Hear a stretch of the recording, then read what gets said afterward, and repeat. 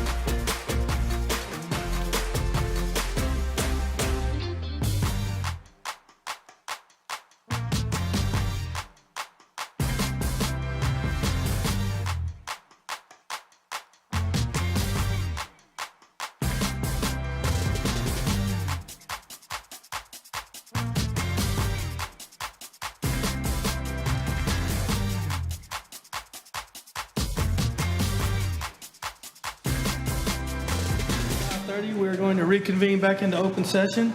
At this time, Mr. Rogers is going to lead us in our invocation, followed by Mr. McCutcheon with our pledges. Everybody, please bow your heads.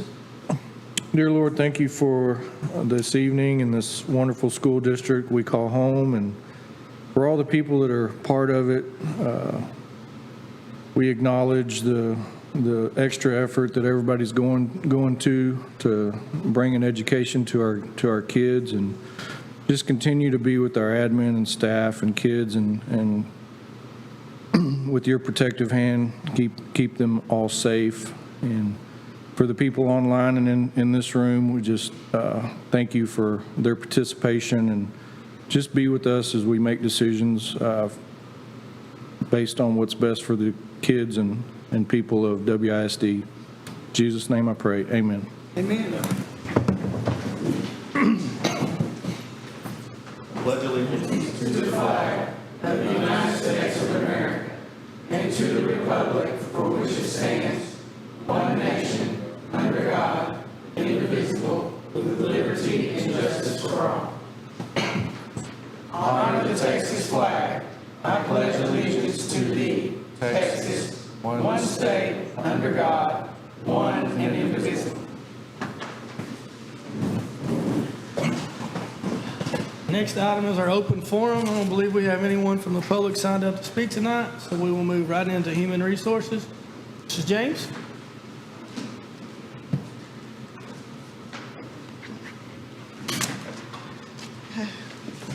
Good evening, Board.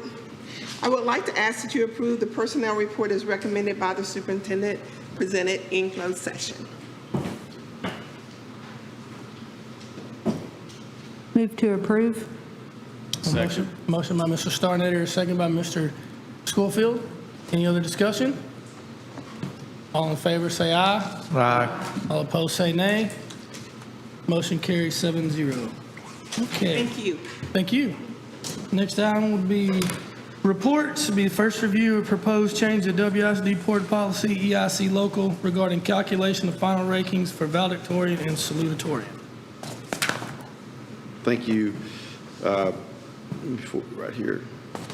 So we had been on a 9-week grading period for some time, and the way our board policy of EIC local read was that for purpose of determining honors to be conferred during graduations for local graduation honors, valedictorian, salutatorian, the district would calculate class rank using the grades available at the time of calculation into the third 9 weeks for the grading period for the senior year, and the grade for the third 9-week grading period shall be used as a semester grade for this purpose. We're proposing we need to change that part of our policy because we shifted from a 9-week grading period to a 6-week grading period. And so the proposed change would be that we would calculate class rank using grades available at the time of calculation at the end of the 5th, 6th weeks grading period of the senior year, and that the grades for the 4th and 5th 6 weeks average of those two grades would be used to calculate the semester grade for that purpose.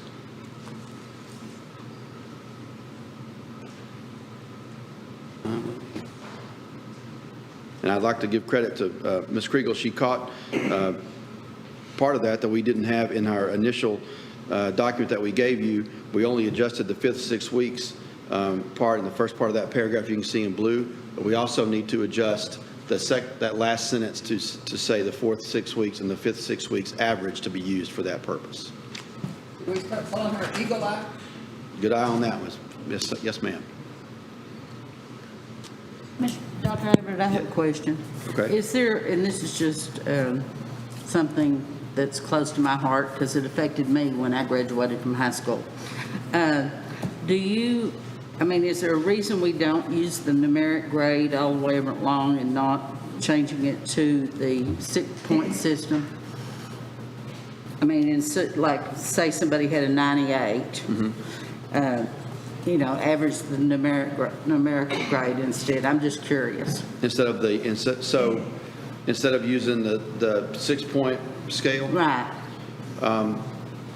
that predates me. I say predates because I believe when I was nowhere near anybody that needed to be worrying about valedictorian and salutatorian when I was in high school, as Right. most people, including my friends here, could confirm. But from what I remember, we have been using a weighted scale like this with a 6 or a 4 point for decades. Okay. Okay. And schools do it differently. There's a school Right. down the road that uses the straight numerical, and instead of a 6-point scale, it is for weighted GPA, they add 10 points. So it's done depending on the district differently. That I know has been traditionally how we've done it in Waxahachie. Okay, I just wondered, because like I said, it did affect me graduating valedictorian in my little class. Wow. No wonder you caught that mistake. How many people are in your class? I said my little class. One more thing that was on part of this report is an update about some concerns about online learning versus in-person learning. I know that you have gotten some emails from folks that are concerned. I've gotten some emails from folks that are concerned. And the background of that is, if a student is learning online or taking a test online, does that student have an advantage over a student that's sitting in class and taking that same exam? And there is some concern that may be a problem. And so we don't have a definite solution to it yet, but we are investigating from different ways to solve it. The first thing that we've done is that Ms. Smithy with our Advanced Academics Department has put out a training for our AP teachers to take a look at and to use a free software called Edmodo. What Edmodo allows teachers to do is to enter a test into that system that can control the amount of time the test has, so they can set the time of the test and how long the test can take. So, for example, if you have a 55-question test and you only have 60 minutes to take it, that's not a whole lot of time per question. And so the logic would be that there's not a lot of time to look up every answer if you don't have a lot of time to take it. There's also ways using that same software to randomize the questions so that every student that gets the test gets them in a different order, which also makes it more difficult to go with what somebody else may have had or somebody may have told you. So that's one thing that we're doing right now. We've sent that training out, went out last week to AP teachers. I have tasked Mr. O'Daniel with our technology department, and I know Dr. Holt also has had her team working with Ms. Needham, looking at some different software applications that may do some online proctoring for kids. There's a whole bunch of different systems out there. Some of them are very expensive, some of them are not. Some of them use some artificial intelligence type logarithms, and I'm speaking way above my head right now, that can track eye movements via the online camera, via the webcam, that do facial recognition to make sure that the person taking the test is the person that's supposed to be taking the test.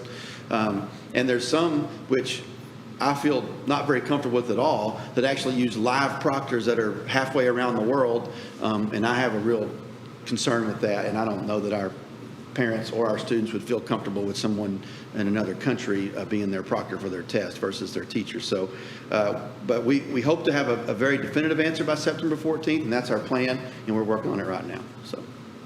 Good job.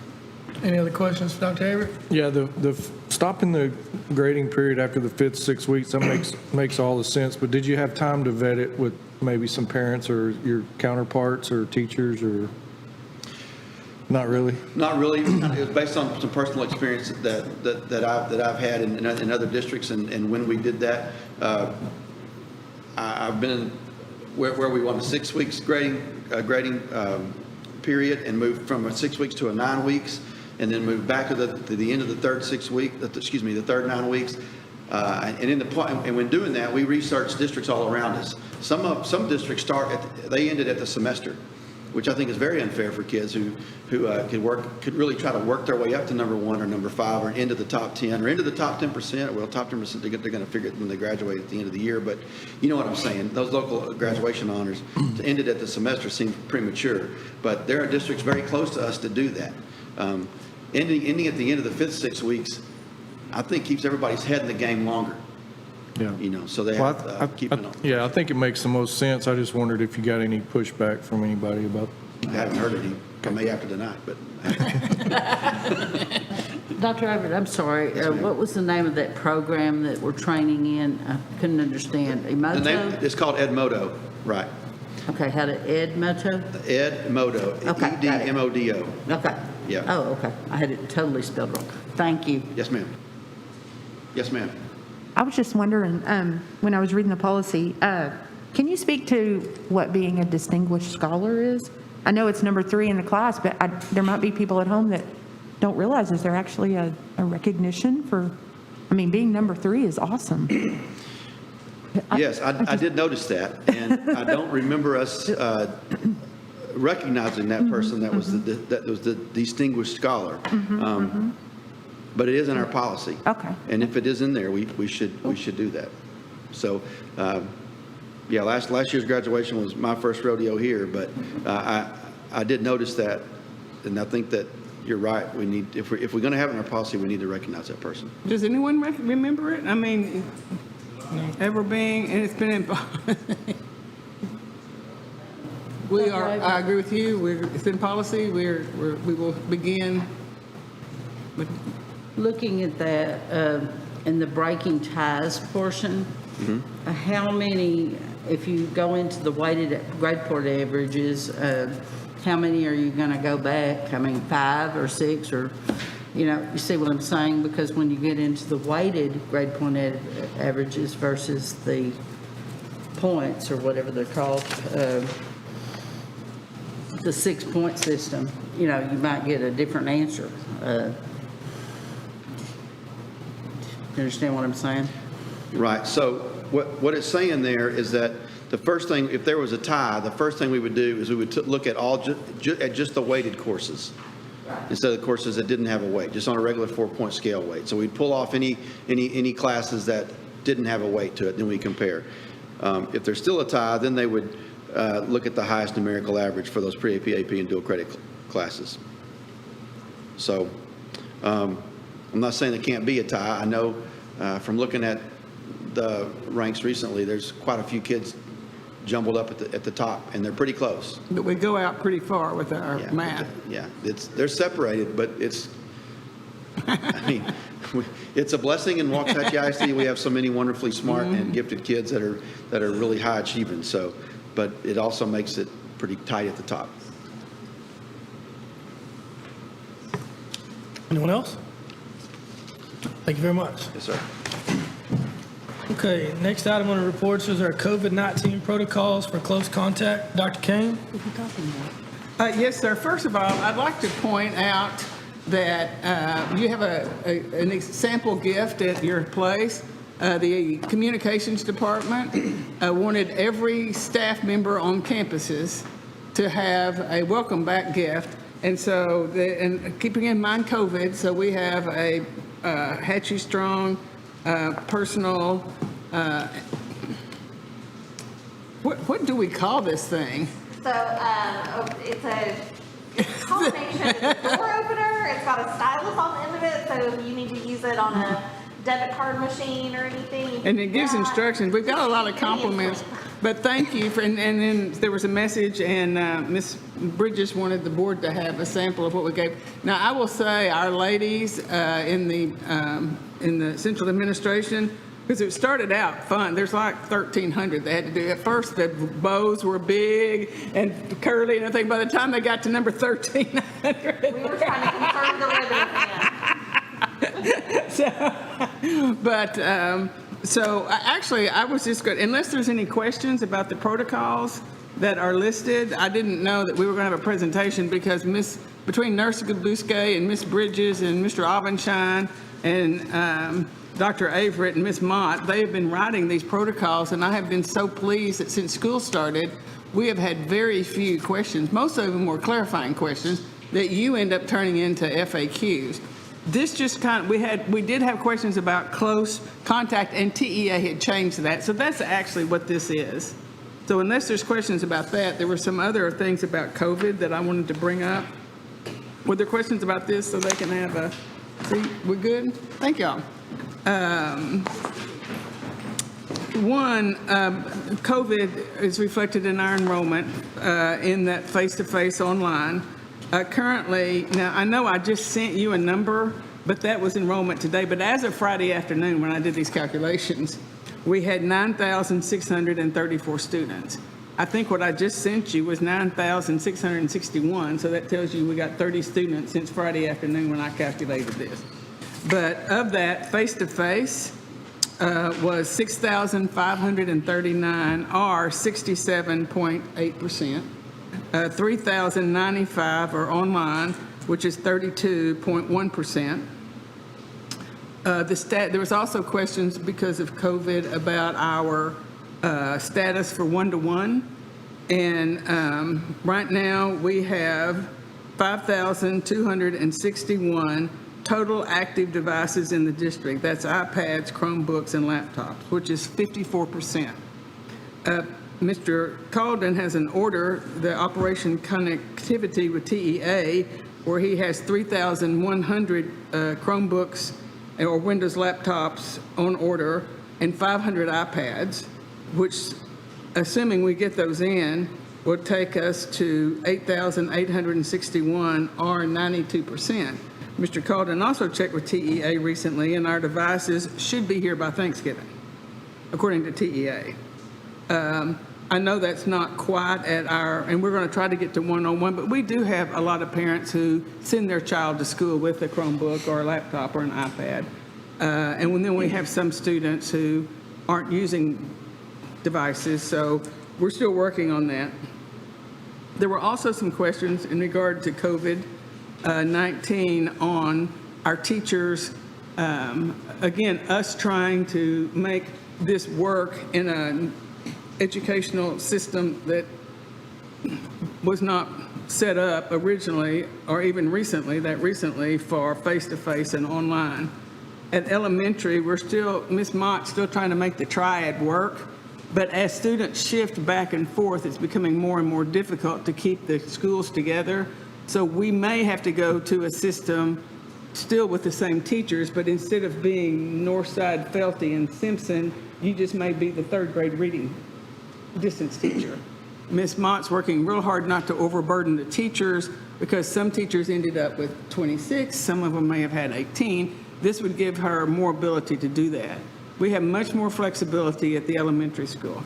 Teachers are working really hard, but just by the nature of the structure of the instructional programming, it's easier to balance out the work with the teachers. At secondary, Dr. Averett and the junior high principals, the high school principals are still working very hard to try to find a way that our high school teachers and our junior high teachers are not having to teach and do online. We thought we were going to be able to do it this summer, much like we did elementary, but it just does not work out because of the electives. The kids have such a wide array of electives. That's what, and one courses that just one person teaches. So what we can look at several things. One, Ms. Harris is looking at the possibility of, would it be easier on the teachers if instead of every other day, the kids met every day? That's one possibility. She'll need to talk with parents and the teachers and to explore that. Would that help? We also could look at, just like Dr. Averett found Ed Modo, is there a place that teaches the electives online? Like, we know Apex teaches some electives, and even some are CTE. We tried not to do that because we wanted them in our schools and we thought we could do a better job. But the more we could outsource, the more greater the likelihood that our teachers could only be face-to-face or online. We don't know. And feel free to jump in anytime if I'm not saying this. We keep looking at, we know this is really, really hard on all teachers, particularly at the secondary level. If we could get an extra, Dr. Averett was trying to find a way that they would get an extra conference period, even if it was every other day, it's not a conference period, this is your online period, but I don't know how we do it without hiring 12 teachers, which is like $750,000. So, right. So one of the things that we've discussed, and I know that Mrs. Harris, because we talked about it today, is that, Cardonics was the system that we used for scheduling this year, and they still have our data in there. And so one of the things that we're looking at is having them run our schedule again with adding in a online period for folks and try to schedule our online kids in there. We think that We're trying to predict what's going to happen at the end of 6 weeks, but we feel like we're going to have more kids come in. And we established a system where for students who want to change their learning platform from online to in-person or in-person to online, the vast majority of kids that are changing are asking to come back to school. And so, Mr. Perry has been fielding those calls on a daily basis. And so we feel like that at the end of the 6 weeks, we may have a pretty good indication, hopefully, of where we're going to land for at least this semester, maybe the year. So we're looking at possibly running a second schedule run with our cardonics folks to kind of see what we could do if we do schedule an online period for folks so they don't have, that we can assign those online kids to that period versus being throughout the day. Those are some of the things we're trying to do to see if we can alleviate a little bit of that stress of having both at the same time. And it would help if we knew if we were going to have to do this from now on. See, there's a chance TEA really wants this online learning to stay, whether or not COVID's here, whether or not we find a successful vaccine, because our planning, if this is something that's going to be required from now on, would be very different than if this is something that's temporary. I mean, if this ends at Christmas and we hire 12 teachers, if we could even find 12 teachers. So we're really struggling, but we understand how difficult this is for our teachers and how much it's not anything like we thought it was going to be. We really thought we could work the schedule out, and we call everybody we know, and they're calling us because nobody's figured out how to work this out so that our secondary teachers do not have to do that. So that is my COVID-19 Close Contact Protocol Plus presentation, unless there's some questions about that. Questions or comments, board? Okay, thank you very much, Dr. Kane. Moving on to number 7 is our public hearing. So good evening. Tonight, we're conducting 2 public hearings and will open and close each public hearing separately. In a public hearing, we invite the public to approach the podium and give us input on topics at hand. Tonight, the public hearings will be to, number 1, discuss the proposed 2020-2021 budget and 2020 tax rate. And number 2, discuss the amending district innovation plan. At this time, I will open the public hearing to discuss the 2020-2021 budget and 2020 tax rate, and the hearing will begin with presentation by Mr. Calden. Thanks, sir. Board, tonight we come to the end of our journey that we've been on the last couple months talking about the budget and tax rate. We'll go over it rather quickly. The information that you got last month is serving as your guide for the budget as we go through this. And so we are conducting this public hearing in accordance with Texas Education Code 44.004 that requires us to give notice and have a public hearing of the budget and the tax rate before they're adopted. And then again, quick recap, and then we'll go through it. And we invite anyone who's a member of the public to come forth and give their comments on it before it's adopted as part of this public hearing. So there were a good number of challenges and accomplishments in this year's budget. First and foremost, we have to accommodate a growing community, and we know we're getting more students, and we got to find ways to make sure that they have all the teachers and materials that they need to be successful in a academic environment, and then also plan for the future with additional schools as we go. We need to ensure quality delivery of instruction, even though we have a virus that's going to potentially cause us some disruptions throughout the course of the year like it did in the spring. We opened a new campus at Simpson. We are still learning House Bill 3 and all of its fun changes, and there'll be more on that in slide 11 or 12. We're delivering a couple of construction projects to you. You'll get those next month. So Simpson being one and the agri-science facility being the other. One of those was on time. The other one had a couple of problems in terms of the on time, but both are on budget, and we will get those delivered to you, and they're currently in use. Identified some resources for the numerous audit recommendations that we've had between special education and human resources and communications and technology. We've had a good number of audits over the last year plus, and so getting the resources to implement those was one of our accomplishments this year. And then Since the beginning of June or late May, I've been telling you that I'm really anticipating that there's going to be a reduction in state funding from the state level. Every time I look at sales tax revenues, every time I look at the other tax revenues that are out there, I don't see how that's not coming. But that's been one of the things from the very beginning that I've been telling you guys, that I'm planning for a 5% reduction in state revenues as part of the budget. And I don't want us to get ahead of ourselves. I hope I'm wrong. This is one of those, I really hope that I'm wrong on this, and we don't see any reduction in revenue from the state. And that's great. That'll give us more flexibility as we go forward. But if I am right, if there is a budget reduction, then I do want us to be in good financial shape as we go into the 21-22 school year. Just kind of some comparisons for you. This coming year, we're estimating in student enrollment about 9987, about as close to 10,000 as we can get without actually breaking that 10,000 barrier, and that is per the demographer's estimate. Demographer did estimate 5.3% growth. I scaled it back a little bit to 4.5% as part of our planning for the budget. That's about 85% of the original demographic estimate. That is my conservatism coming into play, but also uncertainties with COVID.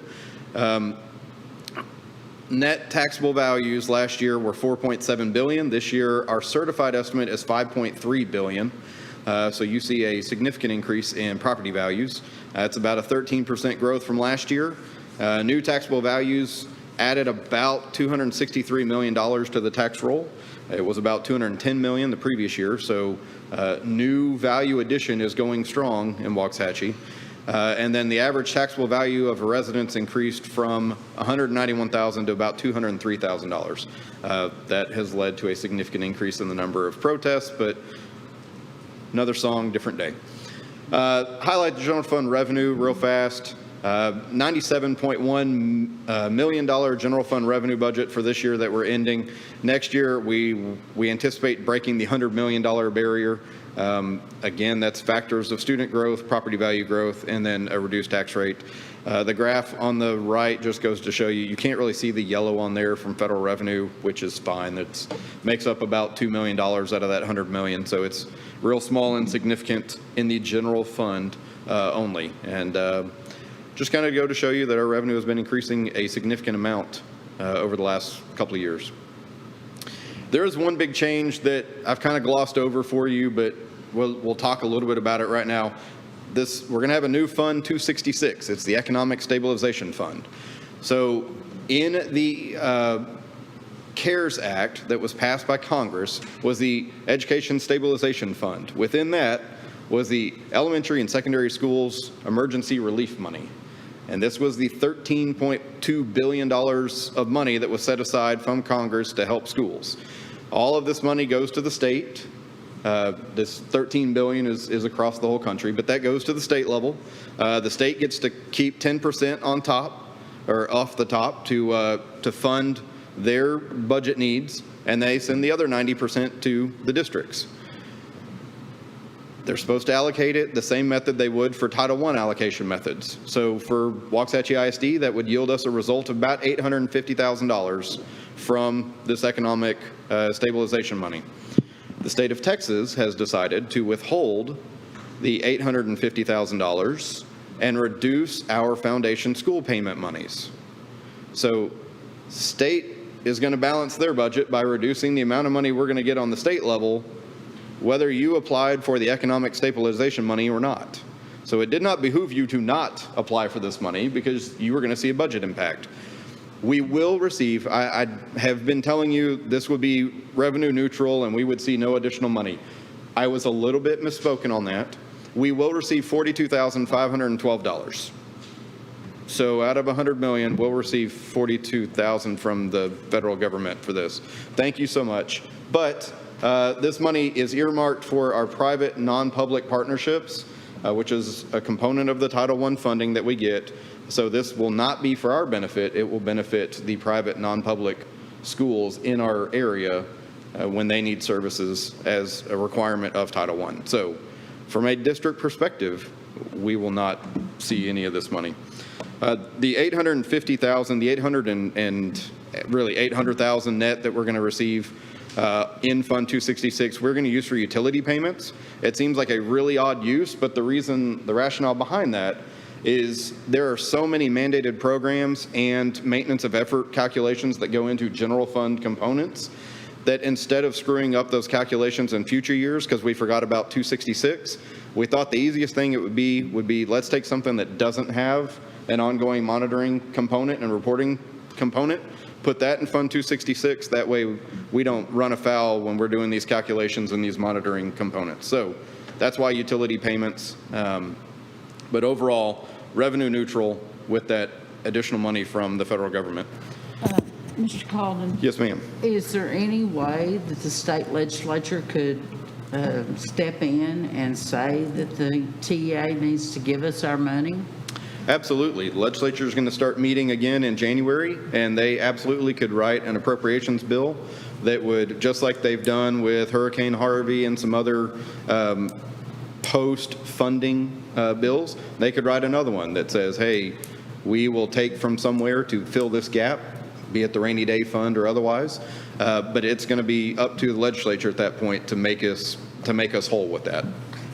As Dr. Kane would say, I'm on it. Okay. Quick little chart here of our expenditure budget. There's not a significant change. For whatever reason, I guess I was crazy at this point. I did the coming year on the left on this one and the year we're ending on the right. I don't know why I broke that trend in there, but anyway, they're grouped by expenditure group. So instruction, student services, support services. The only significant change you see is a decrease in support services. That comes from the completion of our agri-science facility, and you see an increase in instruction. So we are putting more money as a % of the total budget into instruction next year than we did this past year. Let's talk about debt service for a minute. Debt service fund, we aim for a zero difference every year. This year, we are looking at about a $2.5 million surplus. What we plan to use with that money is to explore some early redemptions and refinancing options as they're becoming available.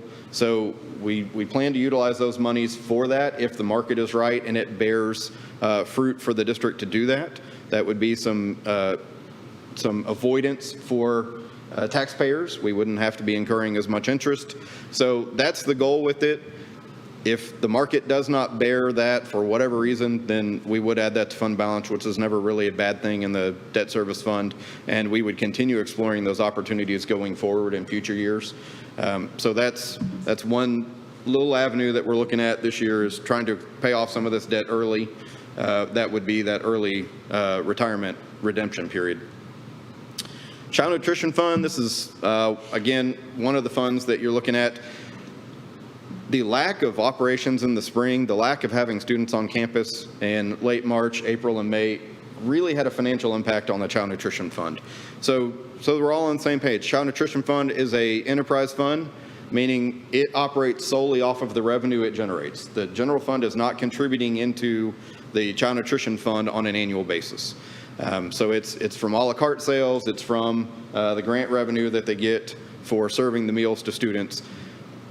But going those couple of months, they generally average about $250,000 a month in a la carte sales. So that's about $500,000 that they missed out on sales at the end of the 1920 operating year. All that to say, they will get through it. We will make them a loan if we have to for them to pay their bills until they get back going in the 2021 school year. But you're seeing an 11% increase in the budget for the Child Nutrition Fund, and that's not overly by choice. That's opening a new school and increased food and supply costs that they're going to be managing for this school year. So their budget's going to go from 4.1 to 4.6 million. And then, in all honesty, if we're speaking just real here, the general fund may have to explore a bailout of the Child Nutrition Fund at the end of the 2021 school year if our operations in the Child Nutrition Fund don't meet our expectations. So we'll explore that further down the line. That's not really a today message. Just wanted to go ahead and plant that seed so that you know where we are. That fund is solvent today, but if this year is not at least meeting our expectations, we may have to have that conversation.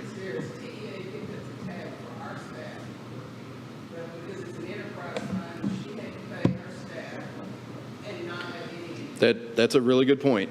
TEA, with the methodology they came up with for ADA funding in the spring, they kind of froze us, and we benefited as a district because we really didn't have the nicks and the dings on attendance that we normally would. But for child nutrition, because it is an enterprise fund, they are solely dependent on operating and having those meals every day. And we provided meals for students. We got reimbursed through a summer feeding program for those meals, but that's just the meal component. That's pretty close to break even for the child nutrition department.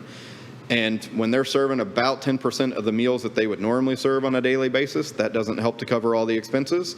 But then you take out the a la carte sales, which is really where they make the cream, that's going to have a real impact on that fund. So, yes, ma'am. I mean, we, as a district, we determined it was in our best interest to not be letting people go and add to the pain during that period. So we bear some of that responsibility, but I think that was a really good decision at the time, and I don't regret it at all. So again, we'll get there when we get there if we need to, but just kind of putting that on the front. Tax rate information, the piece that everybody loves. We're proposing a rate of 1.3654 per $100 in valuation. That's an M&O rate of 0.9815. And a static INS of 0.3839. There is a new Senate Bill 2, House Bill 3 requirement that we calculate a no new tax revenue rate. And so this is going to play a huge component in a minute when we do the motion to adopt the tax rate, because it's going to look really, really weird. Our tax rate right now is $1.4522, and it's going down to $1.3654, or at least proposed to go down to. But the motion will say that it is an increase because it is calculated off of this no new tax rate, or no new revenue tax rate. So the no new revenue tax rate is $1.317 per $100 in valuation. Since House Bill 3's passage, our tax rate is down almost 19 cents, or 12%. It was $1.5539, and like I said, I'm proposing to you a $1.3654 tonight for a combined M&O and INS tax rate. So with that, it is a public hearing. Would invite any members of the public to come and address either the proposed budget or the tax rate if they so desire at this time. Okay, at this time, are there any individuals here to speak about the public hearing on a tax rate and our budget? Once, twice. Okay, at this time, I will close the public hearing. Any other questions or comments from Mr. Collin? Okay, thank you very much. Thanks, sir.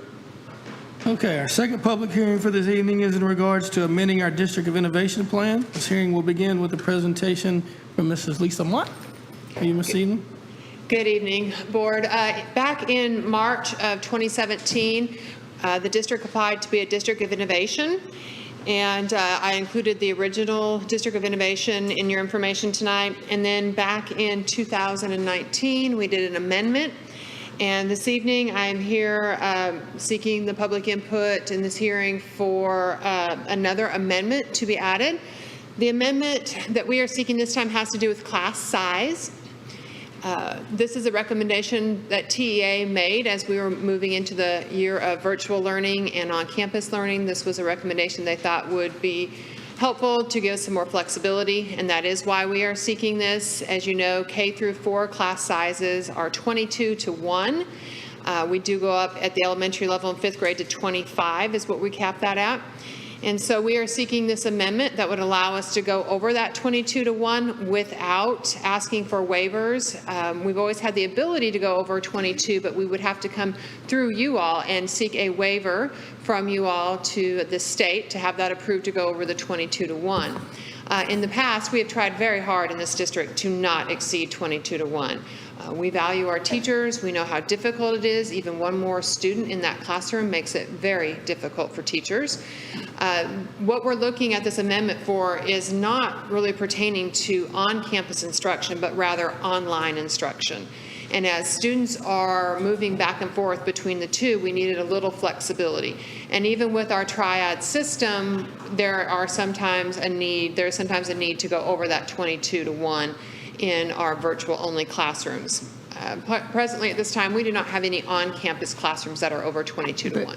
But we are staffed for 22-to-1. Yes. If we did not have this, we would be fine because our Absolutely. classes would be less than 22-to-1. Correct. But it's the moving about that's shifting everything, that a teacher can lose 3 kids or gain 3 kids in one day, Absolutely. mostly online, like you said. So this amendment would allow us to exceed that 22-to-1 without coming to the board every time for a waiver to apply to the state. One thing to note is that the District of Innovation Plan, the original submission was in March of 2017 and it is good through the 22-23 school year. So at that time, all the original exemptions that we asked for and the amendments will expire, and we'll go back through our DEIC committee in order to reapply for a District of Innovation status if that's what we would like to do. When I started this amendment process, I did start with the DEIC. I sent out information to the DEIC, a lot of the information that is here on your action sheet tonight, and got their feedback, and we did have to have a 2/3 vote of the DEIC before I could move forward with the amendment for the DOI. It was posted on our website for 30 days as is required by TEA, and the 30 days ended last Wednesday. And so we are here asking for the amendment tonight. Another hearing. At this time, are there any individuals here to speak at the public hearing on the amendment to our District of Innovation Plan?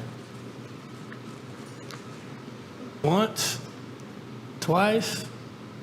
Okay, at this time, I will close the public hearing. Thank you very much, Ms. Mott. Anybody have any questions or comments for Ms. Mott? Okay, thank you. Okay, next item on our agenda is our consent agenda. And we have items A through H. As you know, we can take them all in one motion, or if there's one that you would like to remove, or more than one you'd like to remove for individual discussion, however the board desires to move forward.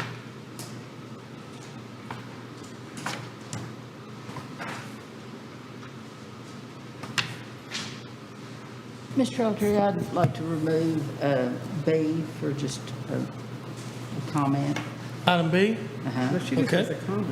just as a comment, is it? Yeah. Just have a comment. You'll be able to address the comment, no problem.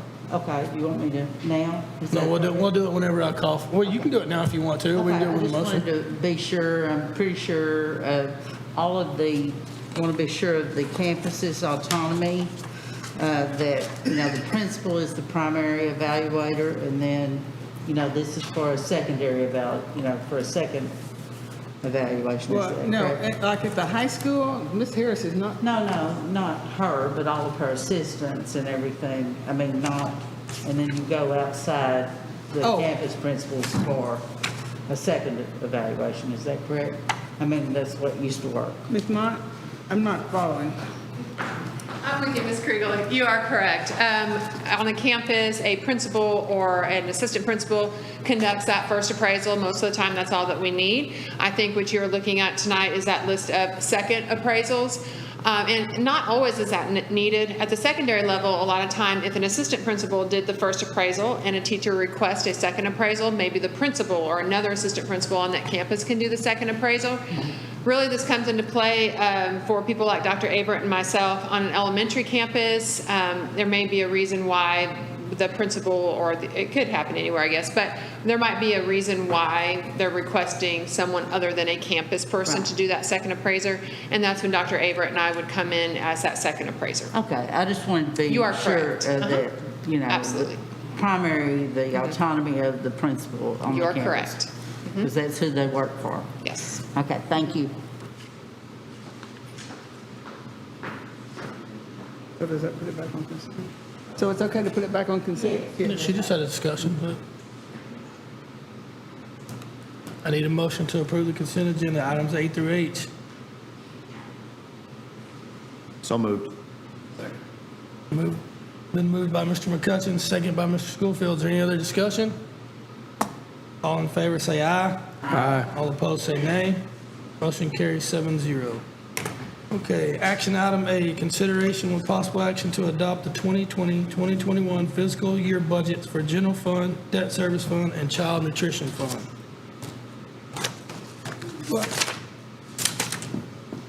I have nothing additional. I was just here to answer questions if they came up. But there has been a question, when will the teachers know their salary? After tonight, will HR put out the salaries for teachers? Because this would adopt the salary schedule, so we could have that on our website, and the teachers would know. There wasn't a proposed change in the teacher salary schedule, so Okay. they should already know it. Okay. Because it's already online as is. Okay, so if the teacher wants to know But what yes, they're going to we make need to- this year, they just need to look at the existing salary schedule. Okay, Now, thank you. I don't mean to speak for HR, but if there's Okay. some Well, you're doing a great communication that we job need for out there, I think it was just not clear that, so the difference in the salary would be if last year I was on step 2, I was in my 3rd year of teaching, I completed 2 years, and this year I would move up to step 3 because I would now have completed 3 And years. that's what your be in- salary is. So that's, Okay. the schedule itself has not changed, but the teachers would move up each one of those steps. okay, so the teachers just need to know, all they have to do is look at, right now, they could go right now to the website and know.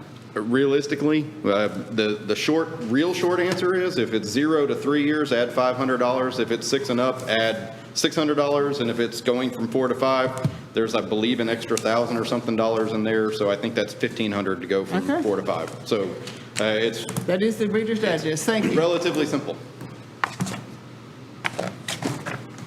At this time, I need a motion to approve the 2020-2021 fiscal year budget as presented by Mr. Calden. I would like to ask Mr. Calden a question, please. Yes, ma'am. In May, we were presented an audit that was done on salaries. And in that audit, it had some recommendations, which we were going to do, but then COVID hit. It really tugged at my heart when I saw some of the salaries that the people in our district make. The auxiliary personnel, which is made up of custodians, cafeteria workers, groundskeepers, came out as the lowest paid in our district. And I know this is late, but I'm just wondering if there's a possibility to give that group a raise. The way it was, Dr. Kane told me to do 3%, it would cost the district $122,100, a 3.5%, $143,000, and a 4%, $162,800. Is there a possibility that we could do a few little adjustments in the budget to give those people a raise? So I appreciate where your question is coming from, because as we were looking at the report that TASB presented on the salary surveys, absolutely, that's one of the first things that jumps out to everybody is, hey, now, on the other end of that, some of those are very competitive with the market.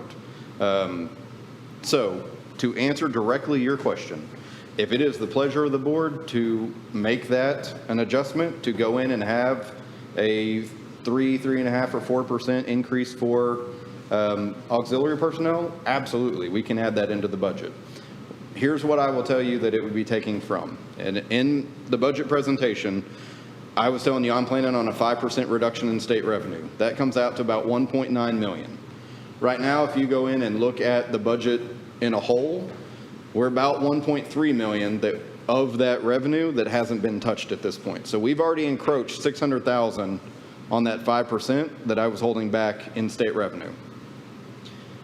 Can we add another $140,000, $150,000 to it? Yes, ma'am, absolutely we can. That would still be balanced. It would still be within bounds of a budget. Here's the problem going forward. Now our deficit, if we do get a 5% reduction from the state, we're now looking to cull $750,000 worth of expenditures to balance our budget in the following year. And so that difficult decision within this year just got made a little bit harder for the next year because we don't have much in the way of flexibility in our budget in terms of discretionary expenditures. 80 to 85% of our budget is tied up in payroll. So when we're trying to shed 750,000, you're talking people, you're talking livelihood, and you're talking positions. And so to answer your question directly, yes, ma'am, we absolutely could do a 3.5, or 4% increase, but it's going to make it that much harder next year if we do get the 5% reduction, or even worse than 5%. If the state says a 7% reduction, then we've added that many more expenditures to next year's budget that we're going to have to trim, and that's, like I say, people's livelihoods and continuity of positions. So I will defer that to you and the board on that, but yes, ma'am, we could add that if that's the pleasure of the board. Tough decisions. And again, it's people's livelihoods. Yes, ma'am. And so, I mean, realistically, the first goal going into the budget is to try to do something for staff every year. This year was a little bit tricky with opening Simpson and not really knowing until the mid of July what the state's plan was, how we were going to have school and all that fun stuff. But it's never really an afterthought on trying to increase people's pay. But realistically, when you're talking adding Simpson, and that ended up being the better part of 80-something positions this year, that's a lot of positions to be taking on in salary and still try to do another increase when we are looking at the possibility of a reduction in funds from the state. That right now is my biggest concern as we go forward, is if it's 5%, we're in pretty good shape. If it's more than 5%, we're going to have some real fun conversations throughout the course of, well, really early next summer, because we won't probably know that until the funding, and the legislature probably won't do that until the very end of March or mid of June. So, and I mean, realistically, I tell you every year at the beginning of the budget, I am way conservative because I love being able at the end to sit down and go, you know what? We can bring everybody back. We can be doing all these other projects and tasks that we need to do to make the environment better for students. I really don't want to be in the opposite scenario where we're looking down at growing students and growing tax values and growing the number of residents that are in town, and we're going, hey, we got to trim staff. So. I'd like to bring something up. Yes, sir. That directs that. We did get some conversation on that. I really think it would be, as a board member trying to look to the future of things, it's in our best interest to take care of those employees. But I think in one meeting, shooting off the hip and doing it is not good. I really think that we should target next year for trying to do something, getting a salary schedule now worked out, looking at it, trying to get it to a point where it's sustainable, because if we do one group, isn't it going to trickle down to the rest with the way we have way our salary schedule works? If you're in, I'm going to use the wrong grouping, but if you give part of group A one, everybody's going to get one, and it moves everybody. So the trickle down effect of that money is big. But I do think it's something we definitely need to not put on the back burner and start on it now and let people know. I mean, it's 2 years ago we gave teachers the biggest raise they've ever had in this district, you know, and I'm committed to doing the best we can, but I want to make sure that we can do it in a manner that everybody keeps their job. But I don't think it should be put on the back burner. I don't think we should forget about it and start working on it now. Just my 2 cents. Okay.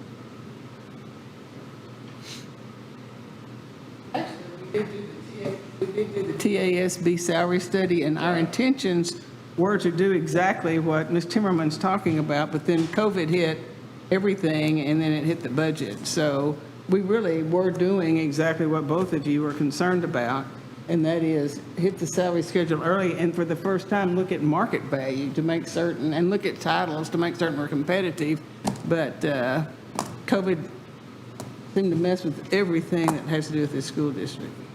I'm sorry, Ms. Krieger, I think I interrupted. I was going to say, but these are our lowest paid salaries, our auxiliary staff that Ms. Timmerman is talking about are our lowest paid, you know, non-professional, and they're basically not making a living wage. I mean, that's the key, whether or not we can keep them when they can go somewhere else and make more working in the fast food industry.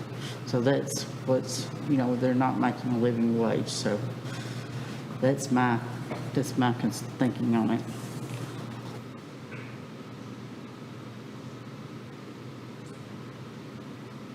I need a motion.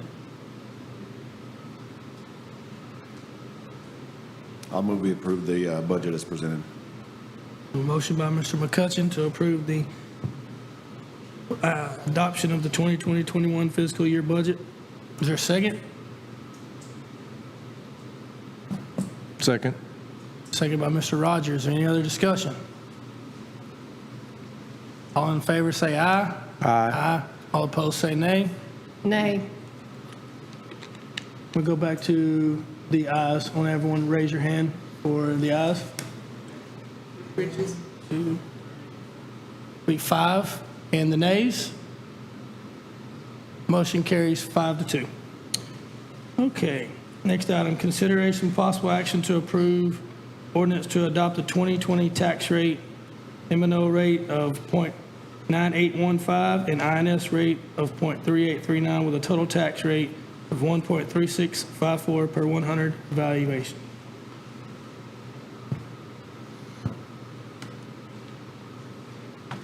Mr. President, I move that the property tax rate be increased by the adoption of a tax rate of $1.3654, which is effectively a 3.68% increase in the tax rate. Is there a second? Motion by Mr. McCutcheon, second by Mr. Starnader. Is that correct? Okay. Any discussion? Just a clarification, not an increase in the tax rate, even though that we were required to use that language. Am I correct? Yes, sir. That is statutory language that is put out by Senate Bill 2, and the comptroller puts it out in the truth in taxation forms. But you're absolutely correct. The total rate is going down. We can say that. Okay. All right. All in favor say aye. Aye. All opposed say nay. Motion carries 7-0. Thank you, Board. You. Last item tonight, consideration of possible action to approve the adjustment of the 2020-2021 academic calendar. I'm back. I'm hoping this is the last time we're having to talk about calendar. We started this one the earliest, and it is dragging on the longest. Okay, Board, I'm back with hopefully the last calendar consideration. Knock on something. We have found out homecoming, we will be moving that to October 30th. And it's not that we're moving it, it's that we had a schedule. Yes. And then when it changed, homecoming was an away game. It's why we're having to do this. So it necessitated a change on our calendar. The good news is October 30th was already a student holiday. It is a staff contract day, but it is a student holiday. So just a little bit of a change up. What we're proposing to do is in the morning have parent-teacher conferences, just like we were scheduled to do, and then we would release teachers at 12:30 for any homecoming festivities that are taking place that day. And then that would change November 6th to a full day for all students and a contract day, of course, for teachers. We're trying to set a record for how many times. I'm sorry, what is that? November 6th goes back to a regular school day for teachers and students. October 30th was already a student holiday, so it really won't affect the students at all. Staff will release them at 12:30 for any homecoming activities and do parent-teacher conferences in the morning. That's how it was planned anyway, so. Any questions for Mrs. Mott? Okay, at this time, I'll entertain a motion to approve the amendment to the calendar. Motion by Mr. Schofield, Second. second by Mr. Rogers. Any other discussion? All in favor, say aye. Aye. All opposed, say nay. Motion carries 7-0. Could we go back to the COVID item? Sure. The COVID item. Ms. Bridges is, there's been so much misperception about the number of cases we have. Ms. Bridges is finalizing, actually, by campus, by district. She has this really informative but brief chart that will be on our website that shows every day the cases we have so we can stop the rumors about, because they're really, the staff is doing a great job. Thank you, Nurse Biscay and principals and everyone, and especially parents, thank you for not sending your child when you think they're sick, but sending them to the doctor. That has helped immensely. And board, the mask is from Waxahachie High School via Miss Harris. She wanted, this is one that the high school has, and she wanted the board to have one as well. So, thank you. Okay, this time a motion to adjourn. Motion by Mr. Schofield, second by Ms. Kriegel. All in favor say aye. Motion carries 7-0. Thank you very much.